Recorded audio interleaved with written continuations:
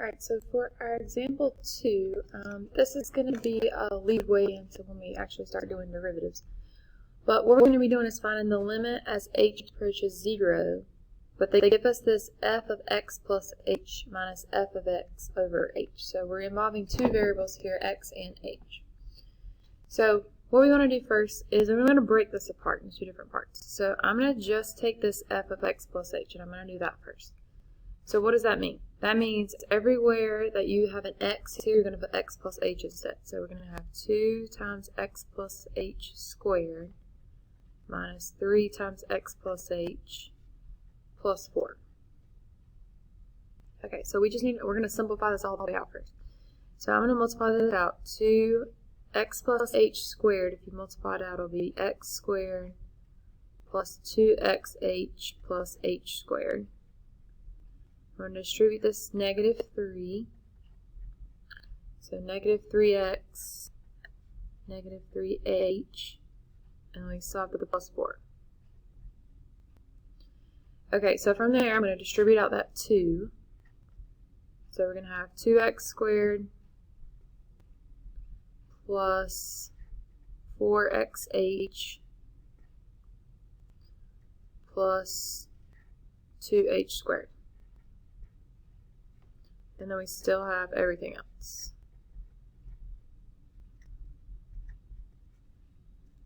Okay, so from there, there's nothing you can do to simplify that. So from there, now we're going to do this minus f of x part. So let me change colors so you can see this. So we're going to do this minus f of x part. So what that is you want to subtract the original f of x, which is 2x squared minus 3x plus 4. Okay. Alright, so let's write all this out. So everything in blue is really just going to stay for right now. 2x squared plus 4xh plus 2h squared minus 3x minus 3h and plus 4. What I need to do with this new part is this is a negative, so I need to distribute that negative. So make it negative 2x squared, and that will turn into positive 3x, and then negative 4. So hopefully you can see here that we're going to be able to do some simplifying. So 3x and negative 3x can cancel. Negative 4 and 4 can cancel. And 2x squared and negative 2x squared can cancel. So what we have left is we have 4xh plus 2h squared minus 3h, and that's it. Okay, so next I'm going to bring down the last part of this right here, which says divided by h, and I want to be able to simplify this. So in order to simplify, what I can do is I can factor out the GCF in the numerator, which is h. If I take out h in the numerator, we'll have 4x plus 2h minus 3 all over h. Well, once I did that, that lets those h's cancel. Okay, so I've ended up with 4x plus 2h minus 3, and I've done all this inside. So now I'm ready to find the limit as h approaches 0, because that's what the problem says, of 4x plus 2h minus 3. So we are going to use direct substitution, but when you use direct substitution, you're going to be plugging in 0 for h, not for x. So 4x plus 2 instead of h, I'm going to plug in 0 minus 3. So this part's going to cancel, and we're just left with 4x minus 3, and that's going to be our answer. So I know it's a little strange because we have h's and x's, but you only plug in this variable when you're doing direct substitution, so whatever letters here. So if there's 2 letters, then you just don't plug anything in. So when we get to Unit 2, you will be able to look. What we just did was technically we just found the derivative, just the long process. When we get to Unit 2, you'll be able to look at this right here and get to this step without having to do any of this work. You'll just be able to think about it. So I'll save that for later. Okay, so switching gears here. Now we're going to do limits of exponential functions. So you've talked about exponential functions before. So it's a little bigger. So you've talked about exponential functions in your classes before, so hopefully you'll remember a little bit. But for exponential functions, if they don't give you a graph, you're going to need to be able to visualize what's happening so you can figure out the limits or the end behaviors of the limits. So what's happening in this graph here, how they got this graph? This 2/3, remember if the inside part with the exponent is less than 1, well, it's between 0 and 1, it's going to be decay. So that part there tells me that's decay. And then this -2 on the end tells me I have a horizontal asymptote at -2. So if you notice, I have a horizontal asymptote here, and my graph is falling or it's decay. So if you know that part, then you can do these limits. So this says the limit as x approaches negative infinity. So we're talking about the left end behavior. Well, on the left end behavior is approaching positive infinity. And then on the right end behavior, the limit as x approaches infinity is approaching that horizontal asymptote, which is -2. Okay?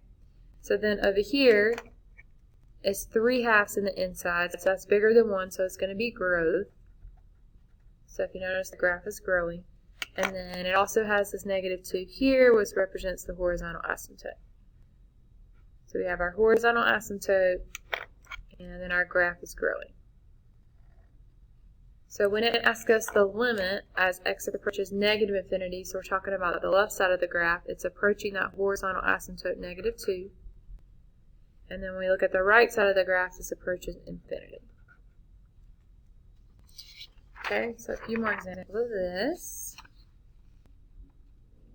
Let's see if I can make this a little bit clearer.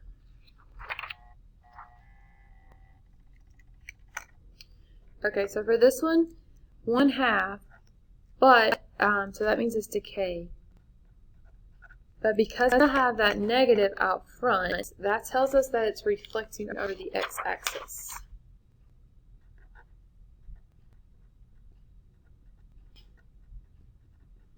So it is decay, but it's reflecting over the x-axis. And then this -1 tells us we have a horizontal asymptote. Okay, so we have a horizontal asymptote at -1, and then let me show you I got this picture. So what I'm going to draw right now, think about if you were drawing decay. So here's the decay, but because it has to reflect over the x-axis, that's how they got this graph. So when you're drawing these on your own, you think about, okay, this is decay, now it's reflecting, so that's why it looks here. So now that we know the picture, it says the limit as x approaches negative infinity, so that's going to be our left end behavior, that's going to negative infinity. And then the limit as x approaches positive infinity, which is our right end behavior, is going toward the asymptote -1. Alright, and so this last example here, we have 1/2, so that means it is decay.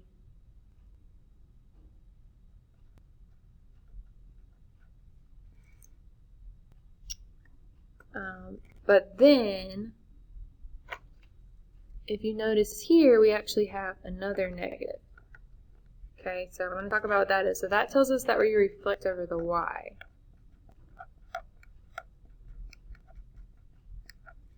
And then we also have a negative in front this time again, and that's reflect over the x.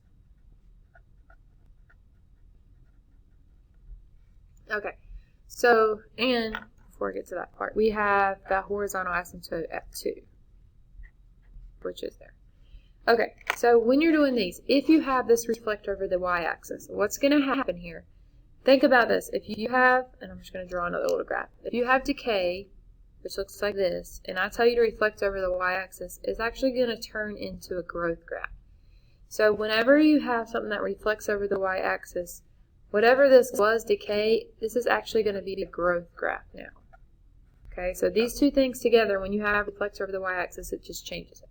So imagine that we had a growth graph, and then you reflect it over the x-axis, and that's how they got the drawing there. Okay, so when you have this reflect over the y-axis, it's actually going to change this to the opposite of what it appears to be, and then you might have to reflect over the x-axis.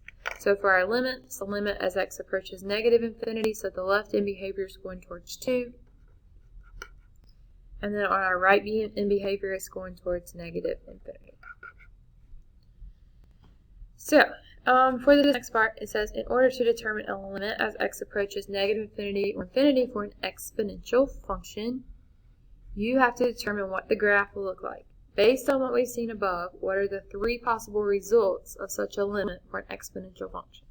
So out of these 4 problems, The only type of answers that we've seen are positive infinity, negative infinity, or whatever the value of the horizontal asymptote is.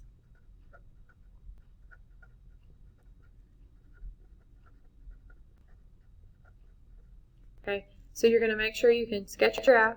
Then once you sketch a graph, then you should be able to tell what the limits are going to be. So we'll go ahead and do these two down here.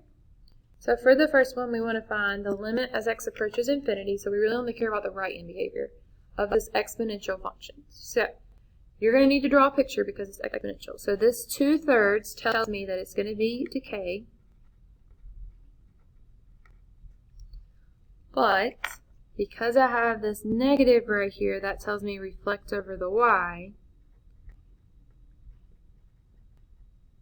So remember, if it says reflect over the y, that means this whole thing right here is going to actually mean we're looking at a growth graph. Okay? And then this -2 here tells me I have a horizontal asymptote. So let's sketch the graph. So we got -2, and then now we're saying it's a growth graph. So that's what the graph's going to look like. So let me remind you, just in case you didn't want to see it, if this would have started out as decay, which it did, but now that you're, sorry, you can't see that. So it started out as decay, and because we reflect over the y, that's why it's now a growth. So when I'm doing the limit as x approaches infinity, I only care about the right-hand behavior, which is going towards infinity. Alright, and then the second one, we have another exponential. 0.4 tells us it's going to be decay, but this negative tells us we're going to reflect over x. And then this -4 tells us we're going to have a horizontal asymptote.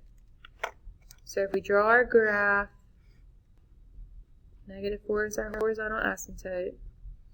We're going to reflect over the x. So we're going to start out as decay, and I'm going to draw them with dashed lines to start out with. So decay, but because we have to reflect over the x-axis, the actual graph we want to look at is going to look like this. Okay, so this was decay, but we reflect. Same thing if you wanted to look here. This is originally what we were talking about, but we reflected it. Okay, so then we want to do the limit as x approaches negative infinity is what it's asking for. Well, the left side of this graph is what it's talking about, and that's going towards the negative infinity.